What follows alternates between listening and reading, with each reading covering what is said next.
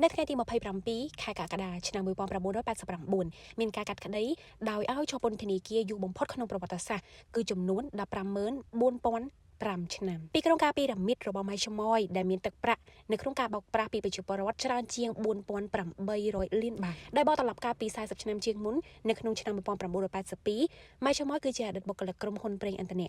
គាត់បានបង្កើតក្រុមហ៊ុនតាក់ទងនឹងប្រេងដោយសំអាងថាបានធ្វើកិច្ចការតាក់ទងទៅនឹងការទិញលក់ប្រេងទាំងក្នុងប្រទេសនិងក្រៅប្រទេសដោយអ្នកមានចំណាប់អារម្មណ៍ចង់ចូលរួមត្រូវចូលដើមទុនទិញប្រេងក្នុង1ឡានដោយចំណាយទឹកប្រាក់ចំនួន16,800 បាតដែលទទួលបានអត្រាការប្រាក់6.5% ក្នុងមួយខែឬស្មើនឹង1450 បាតក្នុងមួយខែហើយអាចដកប្រាក់វិញបានគ្រប់ពេលធនចំណុចហ្នឹងហើយដែលបងប្អូនប្រជាពលរដ្ឋរបស់យើងគាត់ជឿទុកចិត្តពេលនោះក្រុមហ៊ុនរបស់គាត់បានតាក់ទាញដោយមានអ្នកចូលរួមជាច្រើនខ្លាំងតែម្ដងប្រជាជនមកពីគ្រប់មជ្ឈដ្ឋានដោយជឿជាក់បានដាក់ប្រាក់ដាក់ទុនចូលរួមជាមួយនឹងគាត់នឹងរហូតដល់ធ្វើឲ្យទឹកប្រាក់នៅក្នុងបញ្ជីឡើងដល់រាប់ពាន់លានបាតភ្លាមដោយគ្មាននរណាម្នាក់ដឹងថាការពិតវាអត់មានការទិញលក់ប្រេងឬមកក៏កិច្ចការដែលគាត់បានលើកឡើងនោះទេក្រោយមកទៀតម៉ៃឈ្មោយបានកែសម្រួលទម្រង់ក្នុងការចែករំលែកទៅជាកង់វិញបើសិនជានិយាយឲ្យសួរស្ដាប់ពីមុនគាត់លក់ក្នុងប្រេង1ឡានប៉ុន្តែឥឡូវហ្នឹងគឺ1ឡានហ្នឹងគាត់ចែកចេញជា4ចំណែកដែលនៅក្នុងមួយចំណែកឬមកក៏មួយកង់ដែលគាត់ចេញលក់ហ្នឹងគឺចំនួន40,000 បាតដោយក្នុងគោលបំណងហ្នឹងគឺផ្ដល់ភាពងាយស្រួលទៅកាន់អ្នកដែលគាត់មានជីវភាពមធ្យមក៏អាចចូលដើមទុនរកស៊ីជាមួយគាត់បានដូចគ្នាដោយឲ្យការប្រាក់ក្នុងមួយខែ2,600 បាតដូចនេះរយៈពេល15ខែពួកគាត់នឹងអាចទទួលបាននៅដើមទុនមកវិញចំនួន40,000 បាតដែលគាត់ដាក់ដំបូងរហូតដល់ចំនួនអ្នកបានចូលរួមសរុបទាំងអស់គឺ16,000 នាក់ហើយមានប្រាក់នៅក្នុងបញ្ជីចំនួនច្រើនជាង4,000 លានបាតប៉ុន្តែការចូលរួមនិងដំណើរការចូលរួមវាលឿនខ្លាំងពេកដែលជាហេតុធ្វើឲ្យទីបញ្ចប់ក៏មកលឿនដូចគ្នាបានលុយស្រួលបាត់ទៅវិញក៏ងាយដែរព្រោះលុយដែលត្រូវឲ្យទៅកាន់កូនក្រុមឬមកកអ្នកដែលគាត់បានចូលទុនហ្នឹងគឺគិតជាការប្រាក់ជាខែវាកាន់តែឡើងខ្ពស់ទៅតាមនឹងក្រុមការទិញលក់ប្រេងរបស់ម៉ៃឈ្មោយនៅតែអាចឈរជើងបានក៏ព្រោះតែប្រព័ន្ធពីរ៉ាមីតដែលយកប្រាក់ពីអ្នកថ្មីចូលទុនដំបងហ្នឹងយកទៅចាយឲ្យអ្នកដែលគាត់ចូលទុនចាស់ក្នុងលក្ខណៈវិលជុំតែម្ដងដោយសារតែភាពល្បីល្បាញរបស់ម៉ៃឈ្មោយជាមួយនឹងការប្រាក់នៅតាក់ទាញដែលវាមិនអាចទៅរួចទេណាទើបធ្វើឲ្យប៉ូលីសនឹងបានអញ្ជើញឬមកក៏ហៅម៉ៃឈ្មោយទៅកាន់កងបញ្ជាការប៉ូលីសសាកសួរកណ្ដាលដើម្បីធ្វើការសាកសួរអំពីទឹកប្រាក់ដែលបានយកទៅដាក់ទុននឹងថាវារបៀបម៉េចអីចឹងទៅរហូតដល់អាចចាយអត្រាការប្រាក់ខ្ពស់ទៅឲ្យអ្នកដែលគាត់បានចូលរួមនឹងជាច្រើនអ្នកការសាកសួរយ៉ាងតានតឹងនៅតែមិនទាន់បានទទួលការពិតផងស្រាប់តែមានអ្នកតំណាងកូនក្រុមរបស់ម៉ៃឈ្មោយ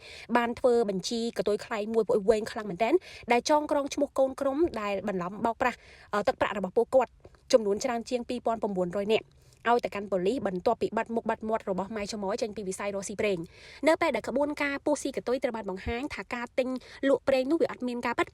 ទើបម៉ៃឈ្មោយនឹងត្រូវបានកូនក្រុមរបស់ខ្លួននឹងគឺបកស្បែកមុខចាប់បញ្ជូនទៅឲ្យប៉ូលីសតែម្ដងហើយដំណើរការក្តីពីបទបោកប្រាស់ទឹកប្រាក់របស់ប្រជាជននៅថ្ងៃទី3ខែកញ្ញាឆ្នាំ1985នាយកដ្ឋានប្រឆាំងបទល្មើសបាននាំយកនៅការសាកសួរទាំងឡាយរបស់ម៉ៃឈ្មោយច្រើនជាង70,000 សន្លឹកឲ្យទៅព្រះរាជអាជ្ញាដើម្បីរៀបចំសំណុំរឿងបញ្ជូនទៅកាន់តុលាការក្នុងរយៈពេលមិនដល់2ខែផងមានអ្នកដែលគាត់មកដាក់ពាក្យបណ្ដឹងថែមទៅកាន់ម៉ៃឈ្មោយច្រើនជាង15,000 នាក់និងទឹកប្រាក់ច្រើនជាង4,800 លានបាតពីការតាមស្វែងរកនៅទ្រព្យសម្បត្តិរបស់ម៉ៃឈ្មោយពីនាយកដ្ឋានបទល្មើសបានរកឃើញនៅមាសដុំជាច្រើនគ្រឿងអលង្ការគ្រឿងពេជ្រទាំងហឹបតែម្ដងនឹងលុយទាំងធុងទ្